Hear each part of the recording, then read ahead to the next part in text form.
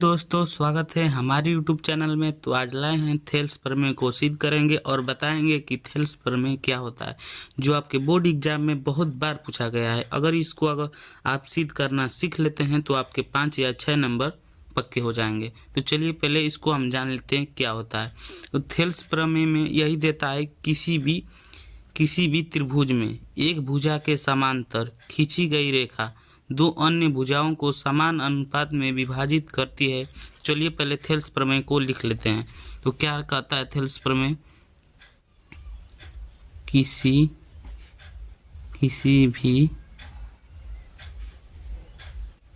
भी त्रिभुज में किसी एक भुजा के समांतर खींची गई रेखा अन्य दो भुजाओं को समान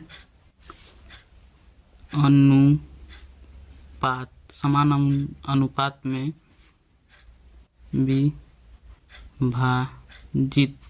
विभाजित करती है।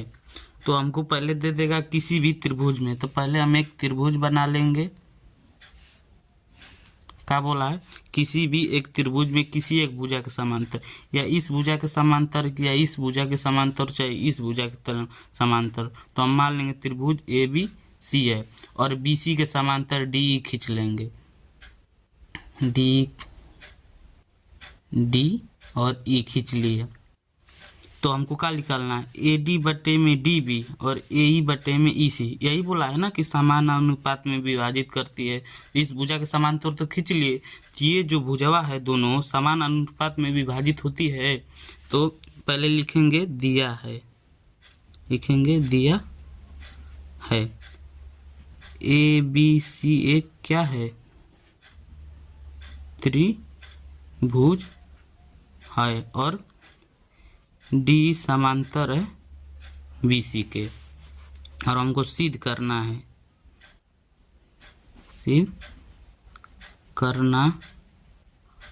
सिद्ध क्या करना है? जो AD है DB और AE बटे में EC दो बराबर हैं। AD बटे में DB बराबर है AE बटे में EC के। यही हमको सिद्ध करना है। तो सिद्ध करने से पहले हमको क्या करना पड़ेगा? रचना करना पड़ेगा और त्रिभुज बनाकर क्षेत्रफल निकालना पड़ेगा। तो पहले ये वाला हम त्रिभुज लेंगे। तो किसी भी त्रिभुज का क्षेत्रफल निकालेंगे तो 1/2 आधार गुणे ऊंचाई होता है। तो हमको पहले रचना करना पड़ेगा। क्या रचना करेंगे? रचना AD पे लंब लिखेंगे। AD पे लंब EM और AC पे लंब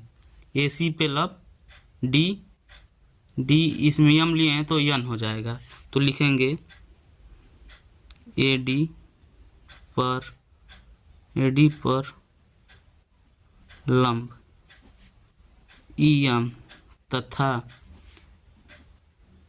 AE पर लंब लेंगे। AE पर लंब लेंगे DN और D को C से तथा E को B से मिलाया। और जैसे जैसे लिखे हैं वो रचना कर देते हैं। AE पर लंब क्या बोले हैं? AE पर लंब D और N है, और AD पे लंब EM है। और त्रिभुज का क्षेत्रफल निकालेंगे तो किसी भी त्रिभुज का क्षेत्रफल निकालने के लिए 1/2 आधार गुणे ऊंचाई लेते हैं। तो चलिए ADE का क्षेत्रफल निकालेंगे। त्रिभुज ADE का क्षेत्रफल बराबर 1/2 आधार गुणे ऊंचाई होता है। तो चलिए ए डी का क्षेत्रफल निकाल लेते हैं। ए डी ई का क्षेत्रफल बराबर 1/2 आधार का मान लेंगे, आधार मान लेंगे ए और डी मान लेंगे, और जो इसकी ऊंचाई है ई एम मान लेंगे। तो चलिए सिद्ध करते हैं। तो आधार ए डी, ए और डी हो जाएगा, ऊंचाई क्या हो जाएगी ई और एम हो जाएगी, ई एम। अब चलेंगे और रचना इसमें मिलाए नहीं है, मिला देते हैं। बी ई को इससे और इससे मिलाना पड़ता है। तो त्रिभुज इसमें चलेंगे डी ई बी में, त्रिभुज डी ई बी में, त्रिभुज डी ई में चलेंगे। तो लिखेंगे त्रिभुज डी ई बी का क्षेत्रफल बराबर 1/2 आधार गुणे ऊंचाई, 1/2 आधार गुणे ऊंचाई। तो लिख देंगे। फिर लिखेंगे ए डी ई बी का क्षेत्रफल बराबर 1/2 लिखेंगे। आधार अब इसको हम मान लेंगे, आधार डी बी को मान लेंगे, ऊंचाई ई एम को मान लेंगे। तो आधार क्या हो जाएगा हमारा डी बी हो जाएगा, और ऊंचाई क्या मान लेंगे ई एम को मान लेंगे। तो ऊंचाई ई एम होगी। अब हम इसको समीकरण हमें 1 मान लेंगे, और इस समीकरण इसको 2 मान लेंगे, और दोनों को भाग दे देंगे। तो लिखेंगे समीकरण 1 व समीकरण 2 को भाग देने पर भाग दे देंगे। लिखेंगे त्रिभुज ए डी ई का क्षेत्रफल बटा में त्रिभुज डी ई बी का क्षेत्रफल बराबर, तो इसका लिख देंगे 1/2 आधार का लिए हैं हम ए डी, ऊंचाई का लिए हैं ई एम, बटे में 1/2 आधार का लिए हैं डी बी, ऊंचाई का लिए हैं ई एम। 1/2 से 1/2 कट जाएगा, ई एम से ई एम कट जाएगा। तो लिखेंगे त्रिभुज ए डी ई का क्षेत्रफल डायरेक्ट लिखेंगे।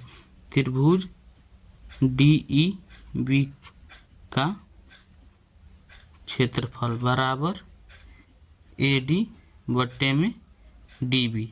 यहाँ तक लिया दिए, और यही करके इस वाले त्रिभुज में फिर चलेंगे ए डी बी। तो आधार लेंगे ई और ऊंचाई लेंगे डी एन। फिर इस त्रिभुज में चलेंगे डी ई सी में, और ऊंचाई लेंगे, आधार लेंगे ई सी और ऊंचाई लेंगे डी एन लेंगे। यही लेकर फिर हल करेंगे। तो चलिए आगे सिद्ध करते हैं। तो लिखेंगे त्रिभुज ए डी ई का क्षेत्रफल बराबर, तो 1/2 आधार लेंगे ई ए लेंगे, ऊंचाई डी एन लेंगे, और फिर त्रिभुज ए डी ई सी में चलेंगे और इसका क्षेत्रफल निकालेंगे। तो इसका भी क्षेत्रफल वैसा ही निकलेगा, 1/2 आधार लेंगे ई सी, गुणे ऊंचाई डी एन ले लेंगे, और फिर इस दोनों को भाग दे देंगे। चलिए तो भाग देते हैं। लिखेंगे उसको समीकरण,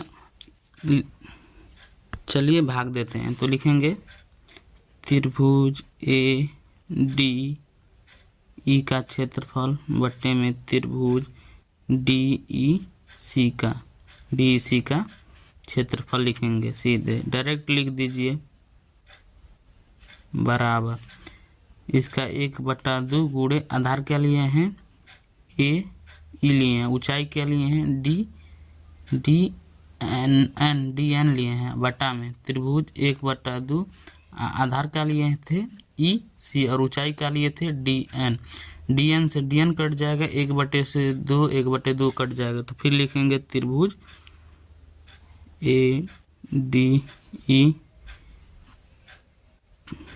डी का क्षेत्रफल, फिर लिखेंगे त्रिभुज डी ई सी का क्षेत्रफल बराबर ये 2 बच गया है ए ई बट्टे में ई सी, ये वाला क्षेत्रफल और दिखा दे रहे हैं ये वाला क्षेत्रफल, ये तो बराबर है। अगर ये वाला त्रिभुज और ये वाला त्रिभुज दोनों को हम बराबर दिखा देंगे तो ये दायां दायां बराबर हो जाएगा तो बायां बायां बराबर हो जाएगा।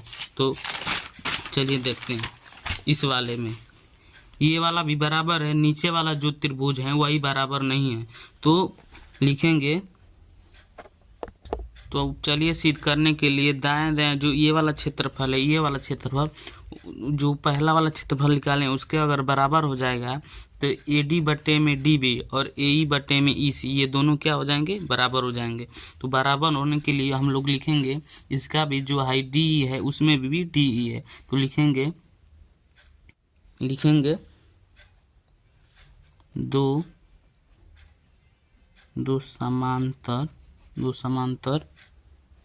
समांतर रेखाओं के बीच में एक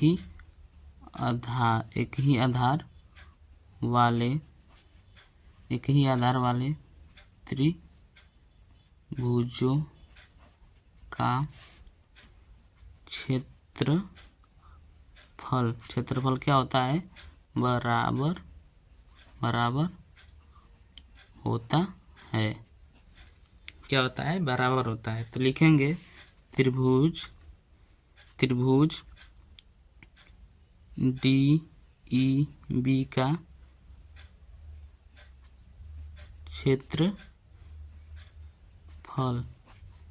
बराबर है त्रिभुज डी ई सी का। देखिए दोनों का आधार क्या है सेम है तो फिर लिखेंगे इसका क्या मान लेंगे समीकरण इसको 5 मान लेंगे। ये समीकरण क्या है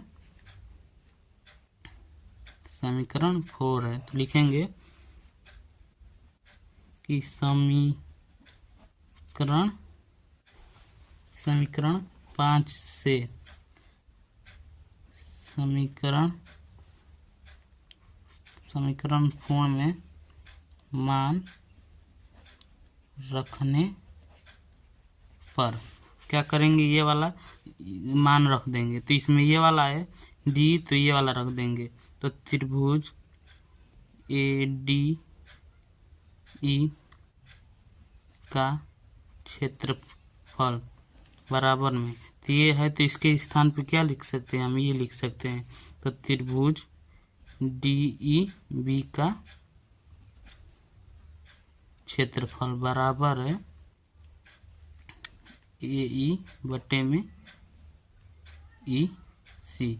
समीकरण क्या मान लेंगे इसको समीकरण 6 मान लेंगे। तो चलिए देखते हैं इसमें देखेंगे कि ये जो लिखा है ए डी ई का क्षेत्रफल ए ई के बराबर है तो ये दाएं दाएं बराबर होगा, इसमें भी ये बराबर हो गया तो लिखेंगे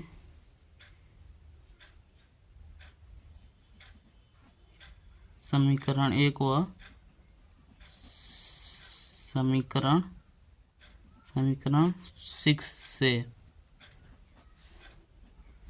ए डी बट्टे में डी बी बराबर होगा ए ई बट्टे में ई सी के। तो चलिए अगले वीडियो में वेट करते हैं या हमारा